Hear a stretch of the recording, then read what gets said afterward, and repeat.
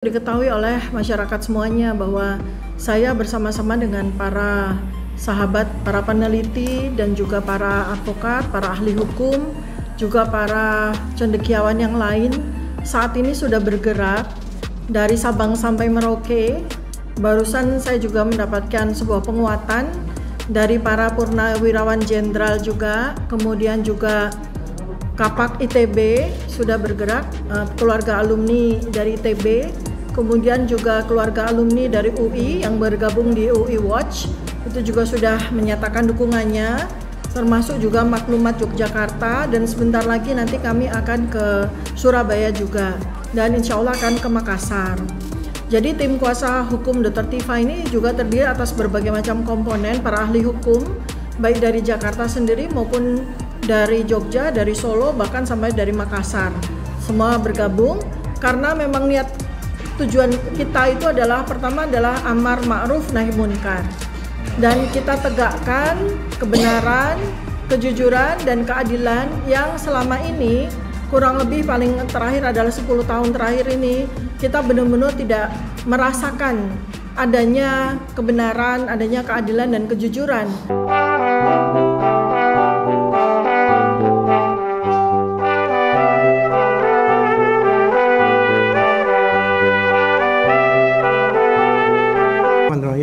Assalamualaikum warahmatullahi wabarakatuh. Waalaikumsalam. Ya, sore ini kami melakukan press conference, ya kan? Kami selaku tim advokasi Dr. Tifa, kan? Saya yakin pemirsa sudah kenal, sebelah kanan saya Dr. Tifa, kemudian Dr. Ustadz Dedi Suardadi, kemudian Lasman, sebelah kiri saya Ismar, kemudian Pak Sani, Fitra, Ahmad, ya, dan belakang Rahmat dan Iskandar Nasution, ya. Ya, kami sebagian udah balik ya, jadi tinggal tersisa kami di sini. Pertama-tama perlu kami tekankan, khususnya sebelum saya berbicara tentang hukum, maksudnya tentang dasar hukum baik Perkap maupun undang-undang dan sebagainya yang berhubungan dengan dugaan ijazah palsu milik Joko Widodo, mungkin akan lebih jelas lagi jika dimulai dari Dr. Tifa untuk menjelaskan, ya kan, background dan sebagainya, mengupdate situasi yang didapat dan memberikan satu informasi secara komprehensif. Terima kasih. Silakan Dr. Tifa. Bismillahirrahmanirrahim. Assalamualaikum warahmatullahi wabarakatuh. Ya. Perkenalkan, saya Dr. Tifa. Ini bersama dengan satu tim kuasa hukum Dr. Tifa, yang kami bersama-sama secara sinergi akan berkolaborasi dengan semua tim yang saat ini sudah terbentuk untuk mengawal kebenaran, keadilan dan kejujuran bisa ditegakkan di negara kita tercinta ini, di Indonesia. Jadi untuk diketahui oleh masyarakat semuanya bahwa saya bersama-sama dengan para sahabat, para peneliti dan juga para advokat, para ahli hukum, juga para cendekiawan yang lain saat ini sudah bergerak dari Sabang sampai Merauke. Barusan saya juga mendapatkan sebuah penguatan dari para purnawirawan jenderal juga, kemudian juga Kapak ITB sudah bergerak, keluarga alumni dari ITB, kemudian juga keluarga alumni dari UI yang bergabung di UI Watch, itu juga sudah menyatakan dukungannya, termasuk juga Maklumat Yogyakarta, dan sebentar lagi nanti kami akan ke Surabaya juga, dan insya Allah akan ke Makassar.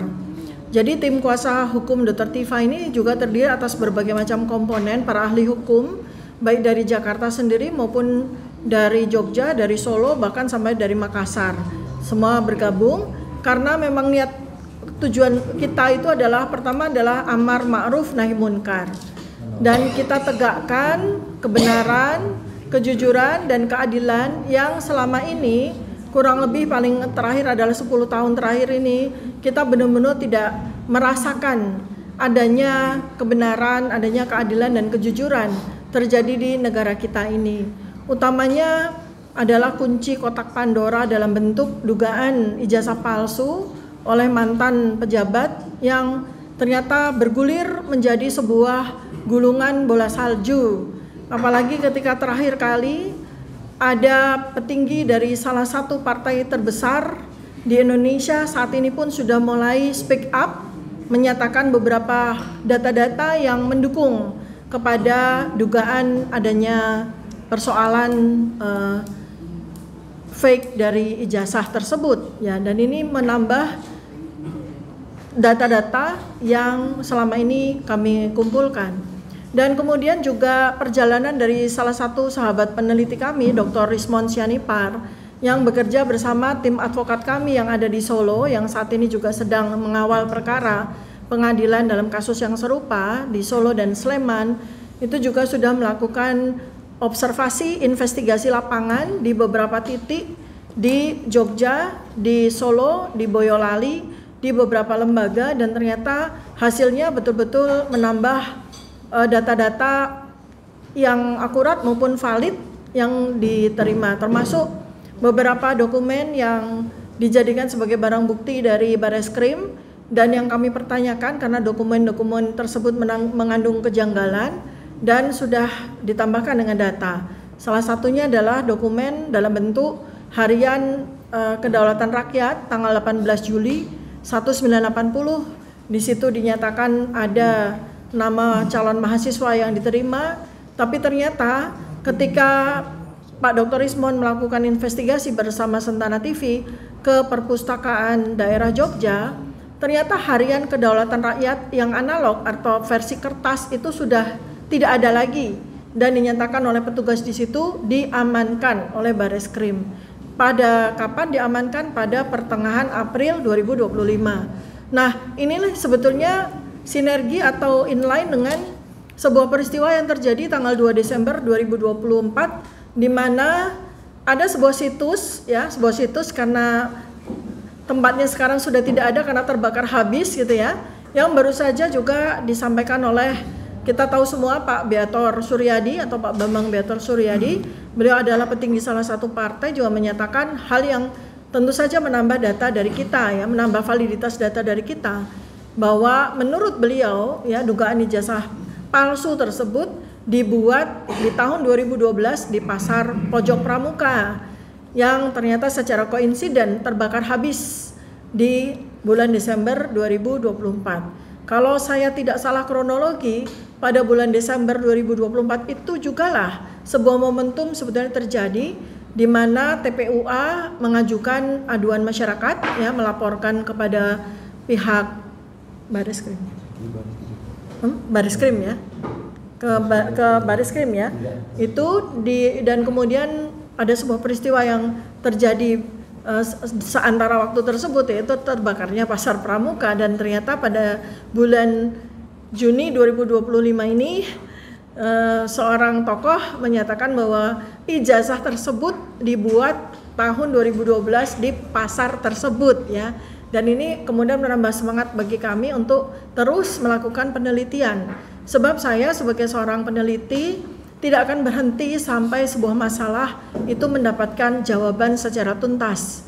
Jadi kami sekarang juga sedang melakukan bersama dengan tim kuasa hukum Dr. Tifa ini, kami sedang melakukan konsolidasi bersama stakeholders, ya, lembaga-lembaga yang terkait dengan hal ini, karena ini adalah sebuah peristiwa yang bukan hanya sekedar dokumen saja yang sedang kita teliti, tapi ini adalah sebuah peristiwa di mana terjadi ancaman bagi negara Indonesia, terjadi ancaman yang sangat besar dan bukan hanya sekedar selembar dokumen saja, tetapi berbagai macam persoalan-persoalan besar itu nanti akan terbuka kebenarannya, dan oleh karena itu maka memang sangat dibutuhkan dukungan dari banyak pihak, ya.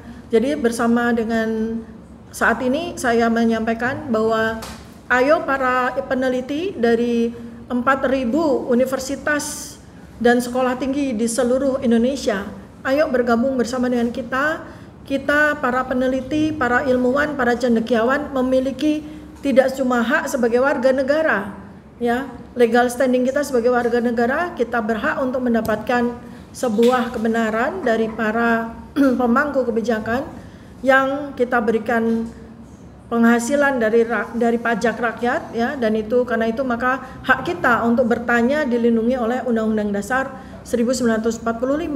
Tetapi juga kewajiban kita sebagai peneliti, sebagai ilmuwan, sebagai insan cendekia untuk apabila terjadi masalah pada masyarakat, apabila ada pertanyaan pada masyarakat, apabila ada dugaan-dugaan kejanggalan pada masyarakat, maka kita punya kewajiban untuk mencarikan jawabannya sesuai dengan ranah keilmuan dan kapabilitas kita masing-masing, ya. Dan yang terakhir adalah bahwa saat ini kita juga sangat membutuhkan dukungan dari segenap komponen masyarakat. Kita juga mengimbau lembaga-lembaga, terutama juga BEM, mahasiswa-mahasiswa.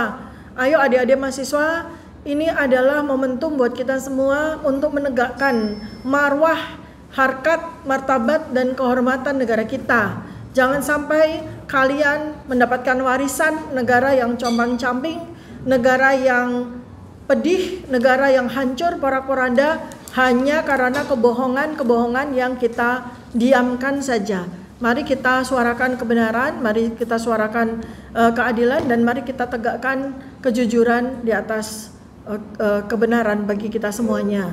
Baik untuk persoalan yang berkaitan dengan poin-poin hukum, terutama kita juga perlu mengantisipasi adanya hal-hal yang membuat saya dan kawan-kawan para peneliti juga para aktivis itu mendapatkan hambatan untuk terus melakukan penelitian, mendapatkan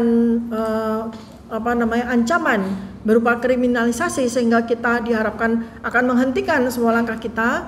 Maka tentu saja kita membutuhkan dukungan dari para ahli hukum, ya. Jadi nanti Pak Abdullah Al-Katiri sebagai koordinator dari tim kuasa hukum saya itu akan menyampaikan beberapa poin-poin terkait hukum, dan nanti juga akan ada beberapa pencerahan yang akan kita dapatkan dari tim kuasa hukum yang lain. Terima kasih. Assalamualaikum warahmatullahi wabarakatuh.